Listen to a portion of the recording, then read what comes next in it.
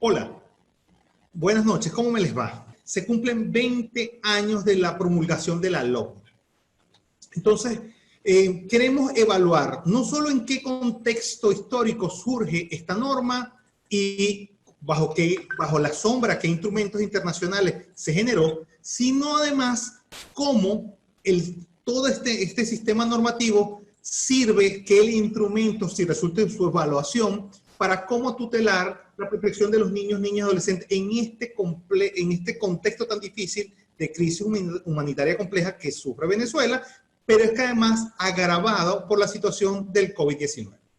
Para eso, ¿qué mejor espacio que la Universidad Católica Andrés Bello? En su seno se fraguó la actual Ley Orgánica de Protección de Niños, Niñas y Adolescentes. Y en el seno del Instituto de Investigaciones tenemos buscamos a nuestros mejores profesores, Carlos Trapani y Carla Serrano, para que nos muestren ese mapa en torno al cual nos permite hacer una evaluación del estatus actual 20 años más tarde de la LOM. Entonces yo creo que las damas primero. Carla, cuéntanos en qué contexto aparece la LOM. Bueno, el micrófono es tuyo, Carla. Buenas tardes. Agradecidos por la invitación, por la oportunidad, por no dejar pasar esta fecha. Definitivamente para nosotros hoy, 1 de abril, marca un hito importante y como lo decías en la introducción, el Instituto de Investigaciones Jurídicas de la Universidad Católica Andrés Bello jugó un rol muy importante y ha jugado un rol importante en esta historia. Entonces, bueno, agradezco en nombre del Instituto, de SECODAP, de la Red por los Derechos Humanos de los Niños, Niñas y Adolescentes que nos hayan tomado en cuenta y que de manera tan rápida, porque la verdad es que gestionamos casi que de un día para otro el hacer esta actividad hoy 1 de abril. Lo que les queremos compartir es lo siguiente. Venezuela en 1990 ratificó la Convención sobre los Derechos del Niño, ¿verdad? Ese es un tratado de derechos humanos que tiene el récord de tener la mayor cantidad de ratificaciones a nivel mundial. 196 países lo han hecho. Venezuela estuvo entre esos primeros países que en 1990 ratificamos este instrumento jurídico, este tratado de derechos humanos tan importante. Pero en ese momento que lo hicimos, en 1990, no teníamos como la total claridad de lo que esto implicaba, o sea, el compromiso que estábamos asumiendo al suscribir este tratado y tener la ley que teníamos para ese momento vigente en el país. Entonces nos tomó un proceso relativamente largo de unos 8 años entender que no podíamos tener a la par la ley tutelar de menores hecha con un enfoque bajo una doctrina desde la mirada de la situación irregular y de los niños entendidos como objetos de tutela. Entonces no podíamos tener esta ley vigente y a la vez nosotros haber ratificado la convención. Yo era una joven de 25 años cuando empecé a trabajar en la universidad. Empecé a trabajar en el Centro de Investigaciones Jurídicas y prácticamente uno de los primeros proyectos que a mí me tocó llevar adelante fue escribir la historia de la LOPNA, de cómo se hizo la LOPNA y cómo nace la LOPNA, nuestra ley orgánica para la protección de niños, niñas y adolescentes, porque ciertamente para esa época y para ese momento histórico del país era inédito ese proceso. O sea, la LOPNA nace, sí es verdad, el equipo técnico redactor estaba en el Centro de Investigaciones Jurídicas de la universidad, pero el Centro de Investigaciones Jurídicas se abrió, escuchó, recibió, atendió, discutió y también debatió con cualquier cantidad de actores sociales, comunitarios, académicos, distintos tipos de líderes de todas las tendencias, porque además allí también creo que eso es importante rescatarlo. Es un proceso que fue hecho en la heterogeneidad, en la diversidad, en donde muchos no estábamos de acuerdo en todos los planteamientos, pero había la mesa para sentarse a discutir, a plantear ideas, a refutarlas con mucho respeto y a partir de allí construir y generar. Entonces, nos tomó 8 años entender que teníamos que pasar a una nueva ley y que teníamos que hacer un proceso de adecuación legislativa. Y entonces, bueno, lo estoy contando corto, pero hay hitos en esa historia que son importantes. O sea, en el año 1995, una fracción del partido COPEI introdujo una reforma parcial a un título de la ley tutelar de menores, y ese hecho sirvió como detonante para que justamente las organizaciones, sobre todo las organizaciones de la sociedad civil, empezaran con un movimiento muy, muy importante y denunciáramos que, mira, no se trataba de reformar un título de la ley tutelar de menores. Lo que teníamos que hacer era hacer una ley nueva, con un nuevo enfoque, y definitivamente montarnos en la ola mundial en la que estaban avanzando muchos otros países para tener una nueva ley adaptada a la doctrina de la protección integral. Y entonces todo eso hizo que nos tomara el proceso hasta que en 1998 es una de las últimas leyes que se promulgan durante el segundo periodo del presidente Rafael Caldera, finalmente la LOMNA naciera, ¿no? Justamente como era un proceso tan inédito y era tan radicalmente distinto, era, creo que en el buen sentido de la palabra, era revolucionario lo que estaba pasando en ese año 1998, ¿verdad? Se necesitaba lo que llaman los abogados el periodo de vacatio legis, para poder entonces prepararnos para que entrara, ¿verdad?, en vigencia la nueva ley. Por eso es que entonces la fecha de hoy, 1 de abril, es una fecha tan importante, porque el 1 de abril del año 2000, luego de 2 años del periodo de vacatio legis, entra en vigencia nuestra nueva ley, una ley que está adaptada a la doctrina de la protección integral, una ley que había logrado finalmente materializar todos los principios de la doctrina. Estamos hablando de los principios del interés superior del niño, la prioridad absoluta, la igualdad y la no discriminación, la corresponsabilidad de Estado, familia y sociedad, porque ya se había entendido que esos enfoques tutelares en donde el Estado todopoderoso y omnipresente era el que manejaba por completo toda la situación de los niños, no funcionaba, no había funcionado y no va a funcionar en ningún momento. Y entonces, entendiendo las particularidades y las atribuciones y responsabilidades que le toca a cada cual, porque las responsabilidades de las familias son unas, las del Estado son otras, las de la sociedad son otras, entender que juntos, cumpliendo ese principio de la corresponsabilidad, todos íbamos a poder lograr el sueño de hacer efectivos los derechos humanos de los niños, niñas y adolescentes. Hay frases cortas que marcan época, porque justamente se dice en pocas palabras: los niños, las niñas y los adolescentes son sujetos de derechos. Se dice con muy pocas palabras, pero llevar eso a la realidad, llevarlo a la práctica, implementarlo, transformar nuestra cultura, nuestra manera y nuestra concepción de relacionarnos con los niños, ha sido todo un proceso que, bueno, aún hoy, a 20 años de haber entrado en vigencia la LOMNA, todavía tenemos muchos retos y mucho trabajo por delante.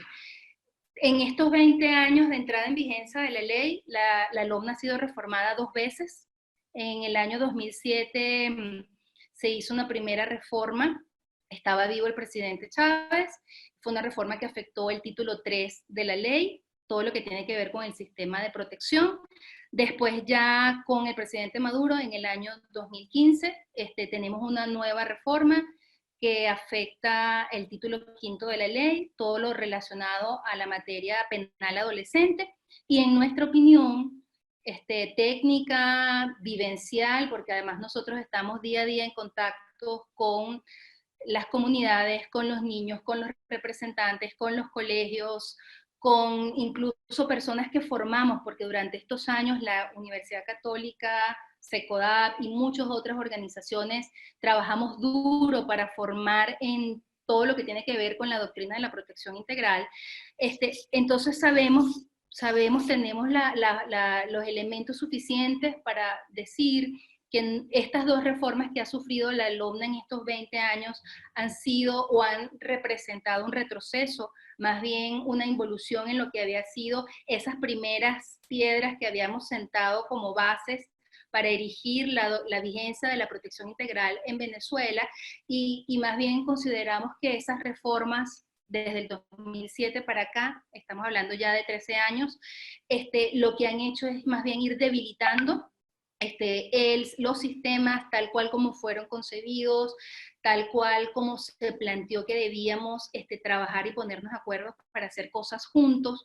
Y bueno, nosotros opinamos que en este proceso los niños, las niñas y los adolescentes han quedado en una suerte de orfandad institucional porque antes no lo teníamos, pero desde el 2007 nosotros tenemos un ministerio con competencia en materia de niños y en la realidad uno no lo observa, o sea, uno no nota dónde están las políticas, las directrices, los lineamientos, los programas, la inversión pública, que tú puedas decir, esta inversión pública que se está haciendo en materia social, este gasto social, de verdad se va a traducir en mejor calidad de vida para los niños, las niñas, los adolescentes, sus familias.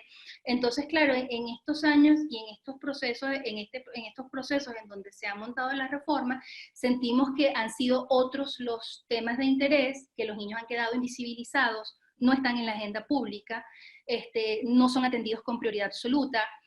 Voy a ir cerrando mi parte para darle el derecho de palabra a mi compañero, a mi colega Trapani, pero bueno, fíjense que nos llega lo que ya tenemos claro todos, porque ya después de mucho trabajo, entendemos que hemos estado transitando una situación de emergencia humanitaria compleja, y no conforme con la emergencia humanitaria compleja, ahora nos llega el COVID-19. Entonces, la verdad es que, claro, nadie en el mundo estaba preparado para una pandemia global como la del COVID, pero si nosotros hubiésemos tenido un sistema de protección relativamente sólido, claro, lúcido, con enfoque de derechos, con un ministerio con competencia, con un IDENA que de verdad asumiera sus atribuciones y se tradujeran eso en la realidad con acciones concretas, quizás no estaríamos tan desprovistos y tan desasistidos como estamos en la actualidad, ¿no? Y entonces los niños definitivamente están, y las familias están en una situación de mucha y de máxima vulnerabilidad,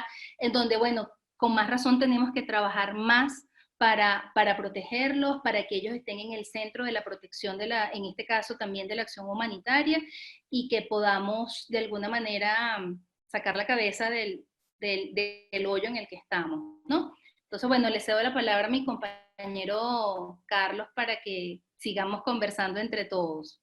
No, básicamente lo que estaba diciendo, bueno, que hoy, 1 de abril, es una fecha importante, emblemática para todas las personas que trabajan en derechos del niño, porque representó la entrada en vigencia de la LOGNA, ¿no? Y yo, bueno, en toda celebración me pregunto, ¿hay motivos para celebrar? ¿Hay motivos para... los niños han mejorado sus condiciones de vida, sus calidades el ejercicio de sus derechos ha mejorado? Y creo que varias reflexiones, ¿no? Yo creo que primero que hay que recordar que la LOGNA fue el último acto de gobierno de Rafael Caldera, ¿no? Y le correspondió al mandato del presidente Chávez su implementación. Dimos un avance importante en reconocer un conjunto de derechos, pero como país fracasamos estrepitosamente en su cumplimiento. Creo que eso es importante tenerlo en cuenta para no perder la historia. Y uno de los temas importantes de la LOGNA, que la LOGNA no es una ley solo de abogados. Yo creo que ese es uno de los llamados que queremos hacer hoy en el aniversario. Creo que la LOGNA, la invitación que nos hace es a todas las personas que se relacionan con niños puedan tener una herramienta que les permita generar mejores condiciones y mejores oportunidades para que los niños puedan alcanzar el máximo desarrollo y el máximo de su potencial. Por lo tanto, cuando hablamos de infancia, es un área transdisciplinaria. Mucho tiene que decir el abogado, mucho tiene que decir el educador, el psicólogo, el orientador, el médico. Yo creo que esa es una de las ventajas que tiene la LOGNA. Y creo que otra experiencia, que ahora lo mencionó, pero lo quiero rescatar, que la LOGNA fue la primera experiencia legislativa participativa. Incluso fue antes del proceso constituyente del 98.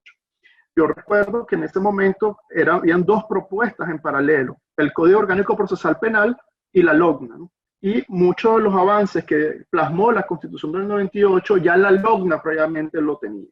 Entonces, bueno, es una experiencia participativa, o sea, fue un parto colectivo donde a partir de la CONGANI participaron universidades, organizaciones sociales, niños, medios de comunicación. Entonces fue un esfuerzo importante. Entonces, la LOGNA no es de la católica, la LOGNA no es de los abogados, la LOGNA fue un producto del país y una demanda que costó mucho. Y como costó tanto que la LOGNA fuera una realidad concreta, bueno, hay que defenderla de esa manera. Sobre todo frente a intentos de poderla reformar. Bueno, intentos no, hubo dos reformas que fueron mortales. La reforma del año 2007 y después la reforma del año 2015. ¿Qué debe evidenciar estas reformas? Que la centralización condenó los derechos de los niños. Pero yo creo que es importante rescatar eso, ¿no? Rescatar, bueno, que la LOGNA nos convoca a todos, que todos debemos conocer, todos tenemos que comprender y todos tenemos que difundir. Hoy, ¿qué encontramos? Bueno, que hay una brecha enorme entre los aspectos teóricos, normativos que establece una ley y la realidad cotidiana de muchos niños. La ley te habla que los niños tienen derecho a un nivel de vida adecuado, y eso comprende alimentación, vestido, vivienda en calidad y cantidad suficiente. Pero y son alarmantes las situaciones de desnutrición que Cáritas ha logrado levantar y otras organizaciones. Un niño que tiene un cuadro de desnutrición tiene al menos 4 años pasando hambre. Vemos en tema de violencia, SECODAT, conjuntamente con el Observatorio Venezolano de Violencia, para el año 2018 contabilizamos 1.400 homicidios de niños y adolescentes. Estamos hablando de ese universo de 1.400 y tanto, al menos 200 fueron en manos de organismos policiales y militares bajo el pretexto de resistencia a la autoridad. Estamos hablando que pueden ser aproximadamente 4 salones de clase por mes que desaparecieron producto de la violencia. Si hablamos de salud, bueno, vemos no solo por el tema de la pandemia, vemos las condiciones de la red de atención pediátrica, vemos un sistema de salud pobre para los pobres, donde no se puede garantizar ni lo básico, ni exámenes de sangre, ni reactivos, ni estudios de imágenes. Eso te da cuenta que esa realidad cotidiana que viven muchos niños se aleja del postulado de salud que establece la propia LOGNA. Si hablamos de migración, en SECODAT hemos contabilizado cerca de 1 millón de niños dejados atrás, niños que perdieron el cuidado de sus padres o de su madre producto de la migración, pero están bajo el cuidado de abuelos, tíos o incluso solos. Eso te da cuenta que la migración en Venezuela es forzosa, es decir, la gente no se va por turismo o por placer o porque ya no le gustó el Ávila, se va huyendo de un deterioro acelerado en las condiciones de vida que no les permite cubrir ni lo básico. Y frente a insatisfacción de necesidades básicas, bueno, surge la migración como una opción de supervivencia. Y en esa migración son los niños quienes pagan las peores consecuencias. Duelo migratorio, sentimientos de abandono, violencia, descuido, bueno, son como que algunas de las realidades que se giran en torno a la migración. ¿Eso qué nos lleva? Bueno, que tenemos una deuda enorme con los niños. Hoy, que debemos celebrar la vigencia de la LOGNA, creo que es mucho lo que tenemos que exigir para que los derechos sean una realidad cotidiana en la vida de los niños. En términos de recomendaciones, creo que me gustaría precisar, creo que la LOGNA nos llama a conocerla, creo que la LOGNA nos llama a comprenderla, y creo que la LOGNA nos llama a difundirla. No podemos defender lo que no conocemos. Entonces es importante que el médico se forme, que el educador se forme, que el policía se forme, que el juez se forme, porque se ha pensado que niños es fácil y que niño puede trabajar cualquier persona, y no es así. Cuando hablamos de infancia, adolescencia, requiere unos altos niveles de especialidad, y la LOGNA representa una oportunidad. Pero cuando hablamos de LOGNA, hablamos de desarrollo. En la medida que el niño vive sus derechos, ejerce sus derechos, exige sus derechos, en esa medida vamos a tener las mejores condiciones para que ese niño alcance el máximo de sus potencialidades. Entonces, LOGNA no es una exquisitez jurídica. LOGNA implica desarrollo, LOGNA implica protección y LOGNA implica participación. Creo que otra recomendación importante en el aniversario es recordar que no son favores o buenos deseos lo que plantea la LOGNA. Lo que plantea la LOGNA son obligaciones que tiene el Estado que tiene que cumplir bajo un principio de no discriminación, interés superior, prioridad absoluta y corresponsabilidad. Pero para que el Estado cumpla, de la otra parte tiene que haber una sociedad que exija. Entonces tenemos que perder el miedo a denunciar. Tenemos que tener el miedo a poder establecer solicitudes y demandas ante funcionarios públicos. Porque a la medida que nosotros no denunciamos, hacemos silentes situaciones que afectan a los niños. En la medida que nosotros no denunciamos, nos hacemos cómplices del sufrimiento, de la muerte de algún niño. Entonces, en la medida en la que hacemos una denuncia, bueno, no solo protegemos a los niños, sino exigimos que el sistema se fortalezca, la institucionalidad se fortalezca. Entonces, denunciar es otra recomendación. Creo que otra recomendación es promover participación. Creo que la LOGNA nos invita a que todos participemos. Mucho tiene que decir el médico, el docente, el abogado, pero cuando hablo de participación también significa abrir espacios de participación real, efectiva y significativa a los niños. Darle voz con peso social a los niños. Es decir, que el niño pueda ser oído, escuchado y tomar en cuenta su opinión en sus distintos ámbitos de socialización, en la escuela, en la familia, en la comunidad, en todos esos espacios donde la voz del niño sea tomada en cuenta. Porque a medida que el niño participa, visibiliza otros derechos, pero también fortalece su ciudadanía. Entonces, cuando hablamos de participación, yo creo que es importante. Y el otro elemento clave, y ya con esto cierro para abrir espacios de preguntas, de intercambio, es el tema de la institucionalidad y las políticas públicas. La LOGNA per se sola no puede transformar realidades.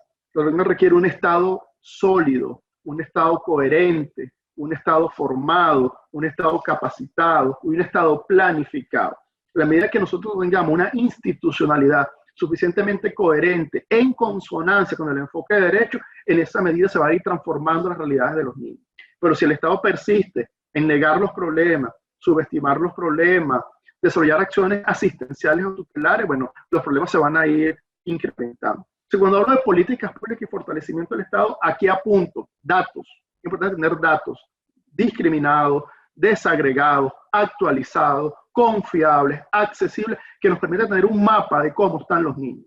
Es decir, Venezuela no publica el anuario de mortalidad de hace más de 10 años. O sea, en Venezuela hoy no sabemos por qué se mueren los venezolanos. Entonces, cuando hablamos de protección de los niños, es importante la data, es importante los datos. Creo que es importante la política pública, y política pública entendida bajo ese conjunto de planes, acciones que son construidos de forma lógica, intersectorial, planificado y con recursos. No hay derecho sin presupuesto y no va a haber sistema de protección sin presupuesto. Entonces, datos, políticas públicas, inversión con enfoque de derecho. Creo que otro elemento clave es la capacitación, poder formar a los funcionarios públicos para que den una adecuada atención, una adecuada orientación. Creo que María Gracia Moray, no sé si está conectada, ella decía que la cruz de la LOGNA fue la ignorancia. Y yo rescato esa frase hoy a los 20 años después. Creo que el reto que nos plantea la LOGNA es transformar la sociedad y ir en contracultura. Ir contracultura significa reconocer al niño como un actor clave en la familia, como un actor clave en la sociedad. Y eso implica que nos formemos y que podamos superar obstáculos culturales, institucionales, políticos, económicos, para darle al niño su justo lugar dentro de la sociedad. Y ya para cerrar, nosotros también siempre apostamos a que en este tema no podemos solos. Y en este tema necesariamente nos tenemos que enredar. ¿Qué significa enredar? Poder tejer redes. Redes significa poder hacer redes con organizaciones, con escuelas, con universidades, con centros de investigación, con autoridades. A la medida que nosotros nos enredamos, podemos tejer círculos de protección para que ese niño no sea víctima de violencia, no sea víctima de trata, no sea víctima de migración forzada, y poder generar un entorno afectivo, protector y formativo. Ese fue el sueño de la LOGNA, esa fue la aspiración de la LOGNA, generar condiciones para que el niño pueda ser feliz. Entonces, cuando hablamos de LOGNA, hablamos de derecho, hablamos de ciudadanía, pero también hablamos de bienestar y hablamos de desarrollo. Ya yo con esto cierro para ver el chat y algunas preguntas, y que Carla me ayude a complementar algo que me haya faltado. Excelente, bueno. Hay bastantes preguntas. Algunas sí, vemos por aquí, otras me va a ayudar Natalie, que está conectada ahí. Por ejemplo, la abogada Achay Díaz no identifica de qué ciudad o de qué país se está conectando, pero indica lo siguiente. Buenas tardes, saludos y felicidades por la iniciativa. Mi pregunta es la siguiente. ¿Cómo quedaría el cumplimiento de las instituciones familiares o MRCF en medio de la pandemia? ¿Se debería suspender las visitas físicas del padre no custodio? Por otra parte, en las medidas económicas, por otra parte, en las medidas económicas establecidas por el Ejecutivo Nacional se omite por completo lo relativo a la obligación de manutención. ¿Se seguiría cumpliendo o simplemente se va acumulando la cuota tal como se realizará con los canos de arrendamiento? ¿Alguno? Mira, yo en lo que respecta a instituciones familiares, que tiene que ver con obligación de manutención y con régimen de convivencia familiar, ahí lo que nosotros hemos llamado es a la cordura y a la sensatez. Estamos en una circunstancia atípica donde se compromete la movilidad. Entonces, ahí lo que la LOGNA siempre ha llamado en primer orden a que los padres se pongan de acuerdo. El Estado no puede sustituir los acuerdos de los papás. Entonces, y cuando digo acuerdo, lo que pongo sobre la mesa es que puede ser que en las circunstancias que vimos hoy haya que hacer modificaciones de facto de un acuerdo previo que hablamos establecido incluso en un tribunal. Por ese acuerdo lo que tiene que marcar es la seguridad, el bienestar y la protección, no solo del niño, que no podemos tirar como una pelota de aquí para allá cuando hay unas restricciones importantes de movilidad por seguridad, sino también para proteger a los padres, porque el niño también necesita un papá sano y una mamá sana. Entonces, si un padre entra con estas infecciones respiratorias, bueno, tenemos un problema. Entonces, cordura, acuerdos. Y si no hay acuerdo entre los padres, nosotros recomendamos el Consejo de Protección como una instancia que pudiese ayudar a conciliar. Y alguna advertencia de los consejos de protección. Los consejos de protección no están en cuarentena. O sea, ningún órgano del Estado está en cuarentena. Es un servicio permanente. Entonces es importante que las alcaldías difundan cuál es el sistema de guardia, cuáles son los teléfonos de contacto de los consejos de protección, porque las violaciones de los derechos de los niños no van en cuarentena y los problemas sociales no se van de cuarentena. Entonces, en esos espacios donde los papá y mamá no pueden llegar a un acuerdo, los consejos de protección o incluso una defensoría pudiese ayudar a mediar el conflicto. Acuerdo en función de una coyuntura y entender que esto es transitorio. ¿Comentario complementario?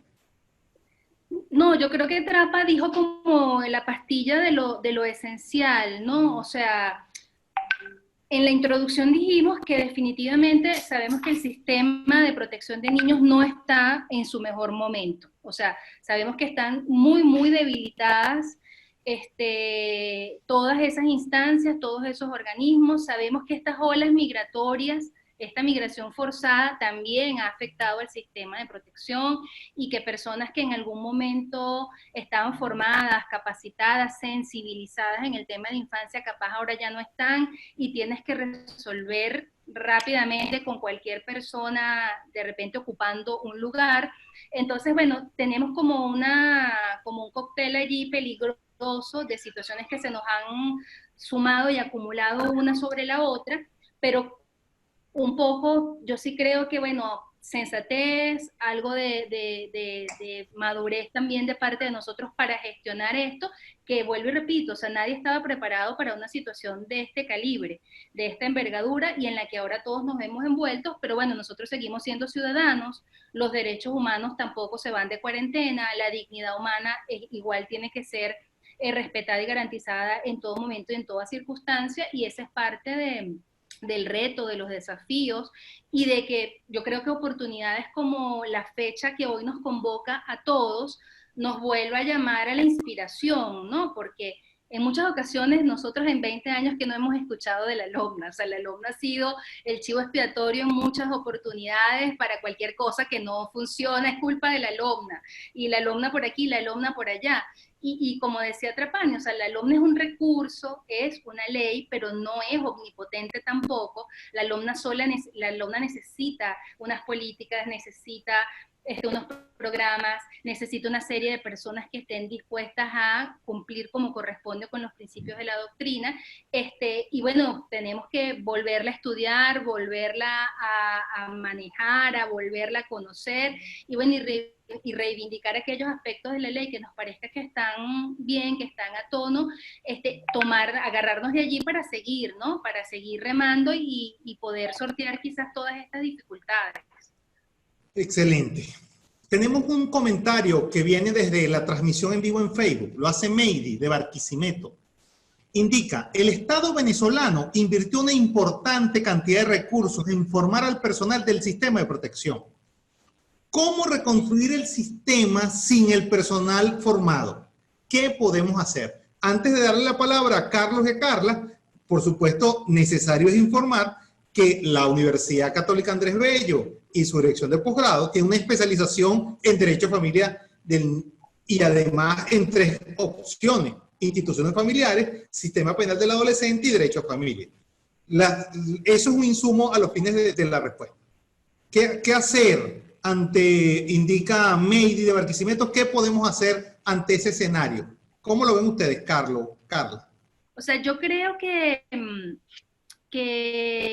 algo que tenemos que tener claro es que nosotros tenemos un techo y tenemos un alcance. Sí, fabuloso que la universidad tenga la especialización y que nosotros sigamos haciendo las promociones para que podamos seguir formándonos allí, y SECODAT también en sus espacios y a su nivel también permanentemente cursos de disciplina positiva, de actualización de distintos temas en niñez separada, niñez no acompañada, etcétera. Y así muchas otras organizaciones, porque cada uno de nosotros, por ejemplo, si hablo desde la mirada de Redna, Aldeas Infantiles, Luz y Vida, Prepara Familia, Proadopción, Casas Don Bosco, o sea, hay una serie de organizaciones en Venezuela que a su alcance y en su nivel no dejan de formar y de capacitar. Pero es que ahí el faltante del Estado, o sea, el vacío que nos deja el Estado y ese ministerio con competencia como órgano rector no es fácil de llenar y no es fácil de compensar, porque, bueno, uno como academia o como organización de la sociedad civil quizás no tiene el alcance para alcanzar todo el mapa, ¿no? Y además con toda la inversión que tú requieres de verdad para dar una formación de calidad. O sea, y que además la gente se sienta reconocida y estimulada, porque además lo sabemos, o sea, los sueldos de los integrantes del sistema de protección son suficientes, son dignos, la gente puede mantenerse allí cumpliendo ese trabajo y esa misión de vida de atender a los niños y garantizar derechos a los niños, pasando tu hambre, teniendo tus necesidades y tú estando en unas condiciones inadecuadas. Entonces, yo creo que nosotros hacemos mucho. Quizás a veces hacemos hasta más de las capacidades que tenemos, pero tenemos allí un faltante importante porque el Estado tendría que, como decía hace rato Trapani, reconocer la realidad, asumir los hechos tal cual son y actuar en consecuencia pero bueno, además en un timing adecuado, ¿no? Porque tampoco tiene sentido una respuesta que no sea oportuna, que sea tardía, y que entonces tú dices, bueno, de un día para otro no se vaciaron los cargos en el sistema de protección. Eso es un proceso y unas olas que se han venido dando. ¿Qué has hecho tú? O sea, no has hecho nada, no has frenado, no has mitigado un poco todo ese proceso que se venía dando. ¿Cuál es tu plan B o tu plan C o tu plan D para responder a esto que se te está presentando? Claro, si tú niegas la realidad y no la atiendes a tiempo y oportunamente, bueno, entonces el día que te despiertas te das cuenta que eso no hay nadie, que eso está pelado, ¿no? Y ahí es mucho más difícil remontar la cuesta. No sé, Trapa, ¿con qué puedes tú complementar ahí la idea? Mira, yo, en términos de formación, yo quisiera darle un reconocimiento a las personas que se mantienen en el sistema de protección. Yo creo que son casi héroes, ¿no? De mantenerse en condiciones muy adversas, ¿no? Generalmente se critica mucho al consejero de protección, pero vaya que es difícil ser consejero de protección sin las herramientas necesarias para poder cumplir esa responsabilidad. Cuando hablamos de formación, yo creo que es importante siempre seguir formando. La formación no se agota, la formación tiene que ser técnica, profesional y especializada, y eso implica la sistematización de procesos de formación, que desde el Estado poco se ha hecho, ¿no? Generalmente los espacios de formación que se han sostenido han sido por universidades y iniciativas de la sociedad civil, pero desde lo público eso se ha ido abandonando progresivamente, o los espacios, las distintas iniciativas de formación, bueno, fuertes debilidades técnicas, e incluso hacen formaciones que se alejan a los postulados de la convención. La importancia de los relevos, la importancia de los aliados, y también generar condiciones para que la formación trascienda, porque nada hacemos formando a consejeros si el consejero no tiene una silla donde sentarse. Nada hacemos formando a defensores si no tiene una hoja donde poder hacer un acta conciliatoria. Entonces, nosotros hablamos de un proceso integral, parte de la formación, parte del monitoreo, parte de la evaluación, parte de generar condiciones de un sistema de protección como el orden está dibujado, un sistema de protección integral, independiente, articulado, profesional, descentralizado. Solo que, bueno, eso parte de la formación. Y yo insisto, esto es clave, porque en la de infancia tenemos encontrado muchos casos de buenos deseos y buenas intenciones. Pero en esta materia, los buenos deseos y las buenas intenciones no son suficientes. Porque puedo tener muchas buenas intenciones, pero si no estoy formado, hago mucho daño. Entonces, la importancia de la formación y sobre todo del relevo es importante. Aquí hay varios comentarios de los que podemos mencionar. Chiara Esparragosa dice, excelente, profesor Trapani. Antes, Achay Díaz indicaba, no había colocado de dónde estaba ubicada, dice que está desde el estado Carabobo. Tenemos un comentario desde aquí, desde la sala de Zoom. Joel Gómez indica lo siguiente. ¿Qué grado de afectación podría tener la falta de supervisión de los niños por parte del sistema de protección, teniendo en cuenta que no van a las escuelas y los maestros no pueden percibir algún indicio de abuso. Carla, dale tú. Dale, yo comienzo y tú me complementas. O sea, fíjese algo, yo creo que todas las personas que en este momento estamos conectadas y que estamos aquí animados este 1 de abril, recordando de dónde venimos y hacia dónde queremos ir, sabemos que ha pasado el tiempo y en Venezuela nunca hemos hecho una evaluación de los sistemas como corresponde. O sea, fíjense que nosotros esas 2 reformas a las que hemos hecho referencia no han estado precedidas de unos estudios serios, con un mínimo de rigor en la evaluación del funcionamiento del sistema, y nosotros tenemos como impresiones, como estimaciones, pero nos cuesta tener datos. O sea, fíjense lo difícil que es que nosotros tengamos cualquier cifra que uno quiera buscar en Venezuela, no se encuentra, y en el tema de infancia tampoco. ¿Cuántos niños están en la escuela? ¿Cuántos no están en la escuela? Los niños en comedores, que no están con comedores, o sea, ¿quién le está llegando? ¿Quién no? O sea, hay todo un tema ahí de evaluación, de seguimiento que no hacemos, y entonces, claro, intuimos que pueden estar desprotegidos y pueden estar mucho más desvalidos los niños con un sistema que, bueno, que no se coordina, que no acuerda, que no planifica cómo es que va a actuar en determinadas situaciones, y eso, por supuesto, te puede agravar muchísimas cosas, porque con todo y lo mal que pueda estar funcionando por las debilidades que ya hemos señalado, que son muchas de esas de carácter estructural, bueno, la conciencia que se tiene en de la LOMNA es muy importante. O sea, la LOMNA caló en nuestro país. O sea, uno le pregunta a cualquier niño en la calle, a cualquier niña, y los niños dicen, la LOMNA es para defender nuestros derechos. Tristeza da es cuando el niño o su familia o alguien quiere que la LOMNA actúe con su institucionalidad para defenderlo. Pero está aquí, o sea, nosotros tenemos ese referente de protección al que tenemos que volverle a fortalecer esos músculos para que tengamos un sistema que responda oportunamente a las situaciones que se vayan presentando. Entonces, no dudo que en este contexto en donde se han ido tomando medidas, a la ejecución de algunas de esas medidas han sido excesivas, abusivas. Nosotros hemos estado viendo videos en donde, además de una manera cuasi, o sea, muy lógica, porque justamente lo que hay es que prevenir el contagio y proteger a las personas, entonces, no sé, las castigas saltando la rana en la calle, todos juntos, porque estaban por allí, ¿no? Entonces, hay una serie de situaciones que no se plantean de una manera apropiada y que pueden generar los efectos no deseados, tener los efectos contraindicados. Entonces, bueno, este sistema que tenemos, como lo tenemos, tendría que seguir siendo fortalecido para que pueda responder mejor a estas situaciones de los niños en todos los ámbitos. Trapa, si quieres, por favor, agrega algo allí. Yo lo que agregaría, uno de los temas que la LOMNA apostó, no es solo atender a los niños en situación de vulneración, sino evitar la vulneración. Y eso implica el rollo de políticas públicas básicas, es decir, el niño tenga acceso a agua, escuela, identidad, vacuna, familia, que pueda jugar, que pueda descansar. En la medida que el niño ejerce sus derechos, en esa medida está protegido. Ahí es donde debe haber el esfuerzo del Estado. Hay que atender a las víctimas, sí, pero hay que invertir la correlación de fuerza, porque si mi esfuerzo es para atender a las víctimas y lo hago bastante mal, bueno, descuidamos mucho la protección en términos de política básica.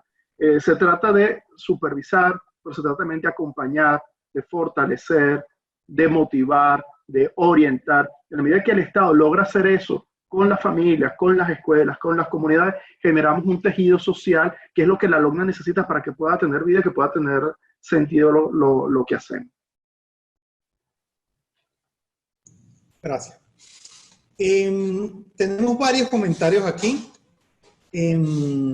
Por ejemplo, Során García, desde Yaracuy, Venezuela, indica, agradecida por la oportunidad e iniciativa de la Fundación SECODAP. Mi pregunta es, ¿se garantiza el derecho de educación con el programa Cada Familia una Escuela? En mi consideración indica que no. No llega a todos los recursos que considera usted. Muchas gracias. Mira, ahí yo me quisiera plantear, se lanzó esta iniciativa, La Familia es una Escuela, Yo creo que hay un error incluso conceptual. La familia no es una escuela, ni puede pretender ser una escuela. La familia cumple un rol, pero la escuela cumple otro. Y en este contexto de coyuntura, lo que hemos percibido es que no hay orientaciones claras sobre cómo la familia acompaña el proceso educativo. Un papá no puede sustituir a un docente, pero un docente no puede sustituir a una mamá o un papá. Hemos visto reportes incluso de propios niños, bueno, que se han quejado por el exceso de asignaciones que les han enviado, sin tomar en cuenta en qué contexto estamos enviando. Yo tuve la oportunidad de ver las clases que se están transmitiendo por televisión nacional. Bueno, y son clases, bueno, que en términos de calidad, en términos de aprendizaje, bueno, yo creo que ahí hay un faltante importante, ¿no? Entender eso. Y sobre todo hay que entender que en la escuela no solo es importante que el niño aprenda matemática, física, química, literatura, sino también que aprenda a convivir. Uno de los aspectos fundamentales que tiene la escuela es un espacio de socialización.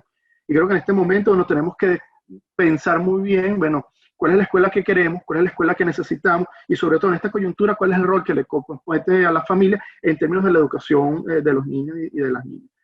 ¿Qué he recomendado yo? Bueno, que las escuelas puedan revisar lo que están haciendo, puedan escuchar la opinión de los padres, puedan escuchar la opinión de los niños y en función de eso poder adecuar metodologías, adecuar estrategias, bajar de la intensidad las asignaciones. Si el niño no logra cumplir los objetivos, pero sabe lo que es cuidarse, sabe lo que es preservarse, sabe lo que es vivir en familia, bueno, en esa medida creo que también el niño puede aprender mucho más de esta experiencia. Porque las familias viven situaciones muy duras. Hace 2 años vivimos las protestas, el año siguiente vivimos el apagón y hoy vivimos una pandemia. Entonces, esta niñez es una niñez resiliente porque ha estado sometida a circunstancias muy adversas. Y el rol de la escuela, el rol de las familias es que jueguen en la misma cancha. Y eso implica que pueda haber coordinación para generar un entorno seguro y hacer esta situación tan difícil mucho más llevadera, tanto para el niño como para su familia. Sí, o sea, yo creo que, por ejemplo, en estos, porque ¿cuántos días llevamos de cuarentena? Uno perdió la noción del tiempo, si son 14, 15, 16 días, o sea, todos nosotros de repente hemos sido como detenidos, ¿no? Nos pusieron como un pause, ¿verdad? Y ahora nos quedamos así como que nuestros hábitos, nuestras rutinas, lo que hacíamos en el día a día, ya no lo estamos haciendo. Y bueno, ya hay que entender que las familias, quien esté, porque familias es un concepto amplio, hay muchos formatos, hay muchas posibilidades ahí en las combinaciones. Aquellos adultos significativos que estén cumpliendo ese rol alrededor de los niños, bueno, que de repente ahora te caigan ese montón de tareas y ese montón de asignaciones y de un día para otro, entonces un niño que lo veías en la noche cuando llegabas de trabajar, ahora lo tienes todo el día en tu casa y estás casi que redescubriendo tu propio hijo, tu propia hija. Entonces yo creo que esos ritmos todos tenemos que apoyarnos para ir llevando estos ritmos e ir entendiendo cómo vamos gestionando esta crisis, que es una crisis inédita y una crisis que nos pone a todos en situaciones que no nos habíamos planteado nunca, ¿no? Entonces yo sí creo que hay que tener allí como hacer ese esfuerzo del acompañamiento, que sea más pedagógico, que sean más claras esas orientaciones para no colapsar el sistema familiar, lo que quede del sistema familiar, y que eso más bien se convierta en un detonante, un posible factor de riesgo, porque se incremente la violencia en casa, con el tema de las tareas, o sea, creo que eso tiene que ir siendo llevado con cierta mesura y con cierto cuidado, ¿no? Pero por eso, o sea, ahí necesitaríamos tener una cabeza pensante a un nivel, ¿verdad?, institucional, que tenga esa mirada cenital que te pudiera ir viendo y que estuviera acostumbrada a estar monitoreando para ir entendiendo qué es lo que está pasando, ¿no? Porque no es soltar allí una instrucción y ya, resuelve tú y dale. O sea, sino cómo te voy acompañando yo en este proceso para además que todos nos sintamos de alguna manera bien y protegidos y comprendidos en medio de esta situación tan difícil. Bueno, vamos a tratar de darle comentario, aunque sea breve, a toda esa infinidad de preguntas, más aún cuando se acercan las 7 de la noche en Venezuela, comienza a darse los riesgos de apagones y todos los tenemos. Entonces vamos a tratar de darle un pequeño, que sea, comentario a cada intervención. Por ejemplo, Pedro Castillo, que está aquí en Zoom, dice: si el 80% de los abusos a niños, niñas y adolescentes son realizados por familiares cercanos y a veces en el propio hogar, con esa cuarentena social no crecen los factores de riesgo. ¿Cómo promover la protección en la familia en este tiempo de COVID-19? Totalmente, yo creo que las situaciones de riesgo frente a la violencia, una situación de estrés prolongado, genera factores de riesgo. ¿Qué debe hacer? Bueno, atender nuestra salud mental, poner en palabras cómo nos estamos sintiendo, porque el adulto no puede dar al niño lo que no tiene. Entonces, a medida que el adulto está estresado, está angustiado, no puede descargar su frustración, su rabia en el niño. Y si el adulto está desbordado, pedir ayuda. Afortunadamente en esta pandemia, bueno, muchas iniciativas de sociedad civil, psicólogos han ofrecido sus servicios gratuitos, hay opciones dentro de todas las dificultades que tenemos.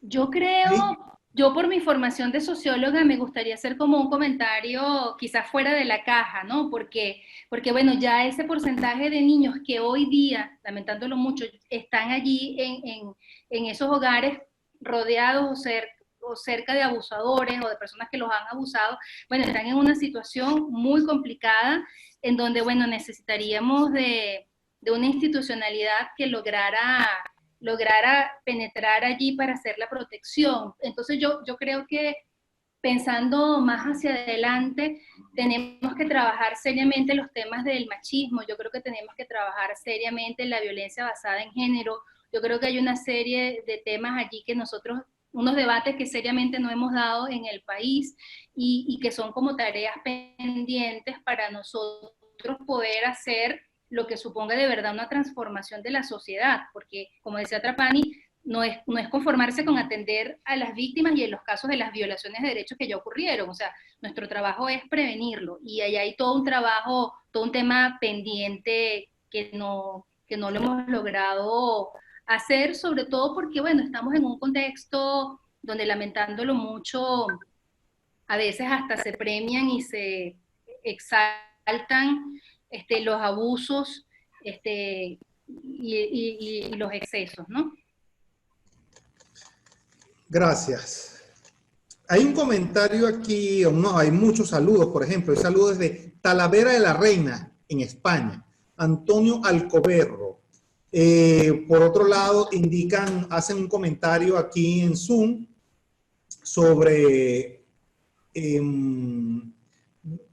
Huilar Coa. Gracias a Lucas por estar siempre activos y al servicio. Gracias a los estimados ponentes. Durante la cuarentena, la familia está tratando de resolver algunas de las carencias propias de lo largo que se está haciendo este aislamiento, y en simultáneo exige a las clases, especialmente en preescolar y básica, se mantenga a distancia. Mantener y dar conclusión al año escolar bajo esta modalidad, conociendo las carencias y los niveles de formación en nuestra juventud, es cónsono con lo plasmado en la LOGNA.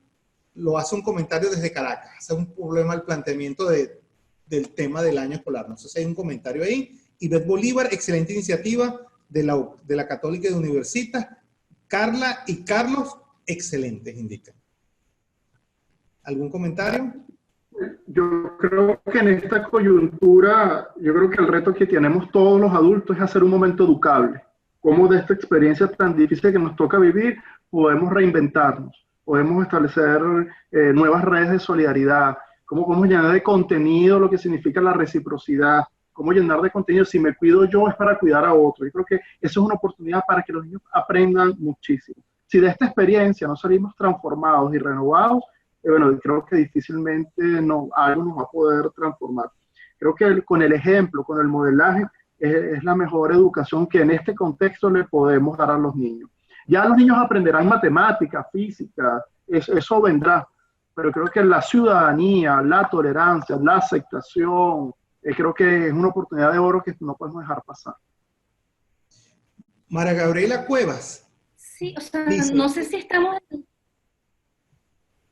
Ay, dale, la Cueva, saludos. ¿Estamos en el cierre? Sí, o sea, yo creo que... Todavía no. Hoy es 1 de abril. Hoy es 1 de abril del 2020. Hoy es 1 de abril del 2020 y yo creo que tenemos que proyectarnos y pensar cómo será nuestro abril del 2021, del 2025, del 2030, ¿no? ¿Qué necesitamos hacer ahora para que nos venga un nuevo cumpleaños de la entrada en vigencia de la ley distinto, ¿no? Entonces creo que que es parte de lo que creo que tenemos que hacer. Ahora en simultáneo están pasando muchas cosas en el país, porque nosotros tenemos un equipo. Ahora en Venezuela están distintas agencias de Naciones Unidas acá, está una oficina que coordina la acción humanitaria, se están haciendo esfuerzos por llevar adelante un plan de respuesta humanitaria. Claro, ahora se monta el COVID en ese proceso que se viene, pero bueno, yo lo que creo es que tenemos que sumarnos y poner en la mesa el foco y el centro en los temas que de verdad son de interés para todos, porque yo creo que tantos años ya de diatriba, de conflictividad extrema y muy polarizante, nos llevó también justamente a perder el foco y hasta olvidarnos de que todos tenemos que trabajar por los niños y las niñas para que estén mejor, para que estén bien, ¿no? Entonces ahí yo creo que toca a cada uno de nosotros poner de lado algunas cosas para ponernos en lo central, para enfocarnos en lo central, que es la protección de la infancia, que ya no tiene sentido que los niños del país sientan que aquí no hay futuro, que aquí no pueden soñar, que se tienen que ir de cualquier manera, en cualquier término, en cualquier circunstancia, a caminar incluso por la cordillera andina para llegar a cualquier país y de cualquier forma, ¿no? O sea, los niños tienen nosotros tenemos la responsabilidad de que los niños en Venezuela sientan que tiene sentido soñar con que su país vuelva a ser un lugar confortable, cómodo, seguro, próspero, en el que pueden estar, en el que deberían quedarse, para ellos poder echar raíces y dar lo mejor de sus talentos y lo mejor de sí. O sea, yo creo que esa es parte de las cosas que tenemos por delante, y tenemos que apoyarnos en todas las iniciativas que se estén dando, las nuestras, las que se hacen en la universidad, las que hacen las comunidades, los que hacen madres y representantes, y bueno, también ahí quizás en algunos momentos alarle las orejas a nuestros políticos, porque la verdad es que es muy difícil poner la mano por algún político o alguna política en Venezuela que tú digas de verdad se han centrado en los niños y los han puesto de primero y los han atendido con prioridad absoluta, ¿no? Bueno, mira, aquí hay varios comentarios que no podemos dejar. Por ejemplo, Ramón Ramírez hace varias preguntas. Tenemos aquí Andrés Ángel Velázquez desde Zoom. Tenemos un comentario de María Elena también en Zoom. Héctor Pacheco desde Valera indica excelente iniciativa. Por allá Mónica Cabrera también les manifiesta valiosa información con relación a la LOCNA hoy en su día, gracias a los ponentes. Buenas tardes, felicitaciones a nuestro compañero de REDNA, Carla Serrano, y Carlos Trapani, se lo dice Rafael García. Gracias a Daniel Alejandro Pérez, indica, gracias a Lucas por la excelente disertación. Él escribe desde Caracas. Joel Gómez, gracias por la respuesta. Saludos desde Cumaná. José Gregorio escribe, no indica la ciudad, hace una pregunta que se la vamos a hacer llegar al ponente. En todo caso, Ramón Ramírez desde Monagas indica Ramón Ramírez. Vanessa Moreno Lozada también se hace presente. María Betancourt, excelente iniciativa, saludos desde Fundación Provene. José Gregorio, Ana, hay muchos infinitos comentarios. Yo creo que quisiera darle 3 minutos o una pequeña oportunidad para que cada uno cierre con una idea que le podamos dar a la audiencia.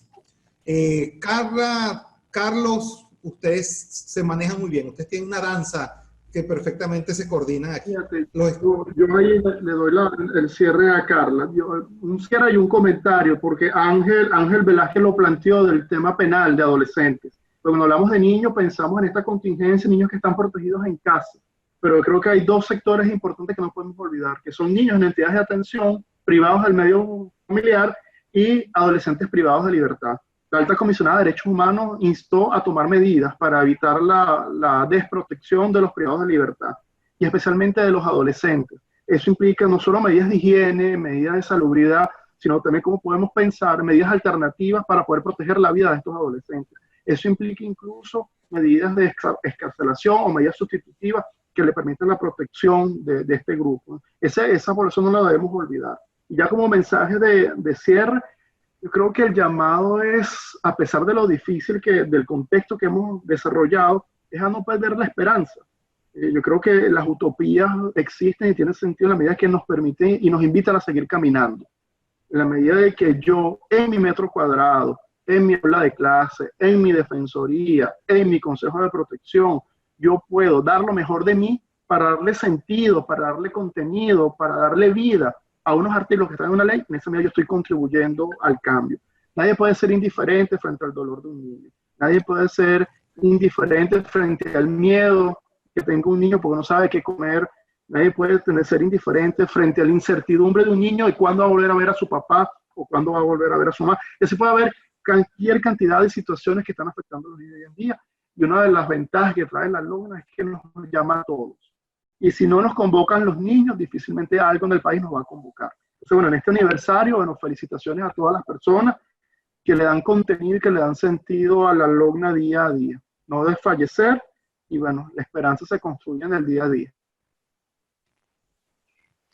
Bueno, o sea, la LOGNA nos cambió. O sea, yo creo que a Trapani, a mí y a muchas de estas personas que están conectadas y que nos escriben, la LOGNA nos cambió. O sea, yo no pensé nunca que me iba a dedicar a estos temas y he terminado trabajando muy intensamente y con muchas ganas en estos temas, ¿no?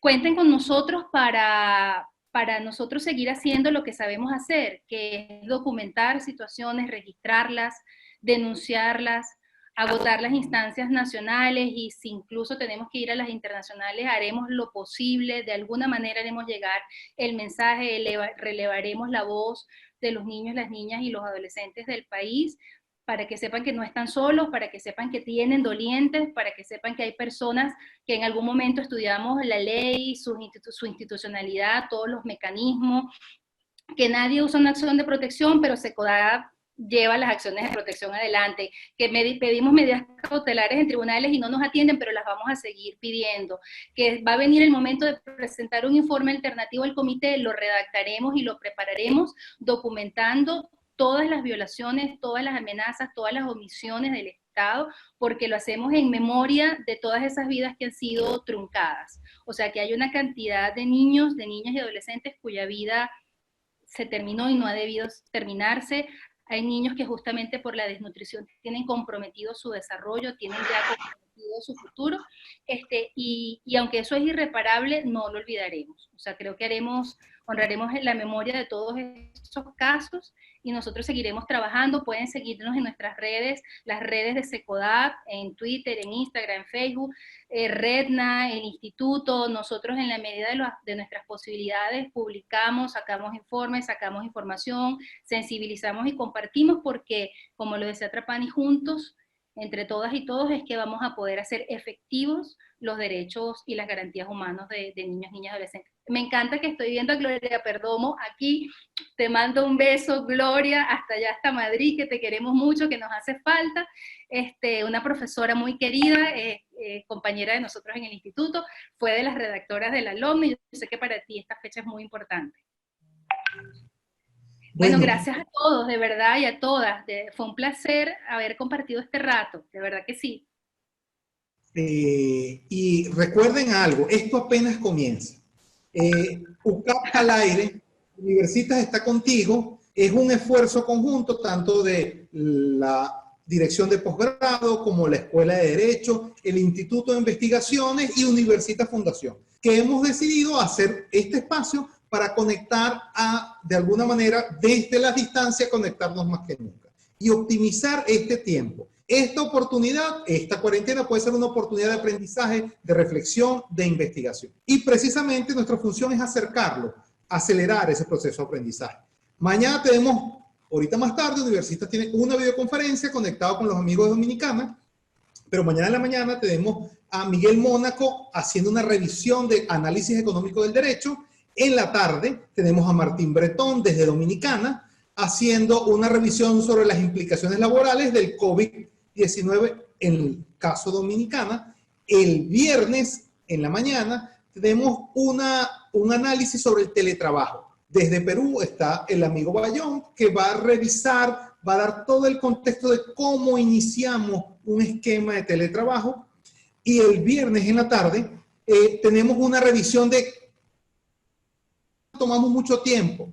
La necesidad de comunicar mejor los abogados y cómo ciertas estrategias de marketing puede hacer que nuestro mensaje llegue más lejos. Entonces, la Católica UCAP está al aire, o UCAP al aire, y Universitas está contigo.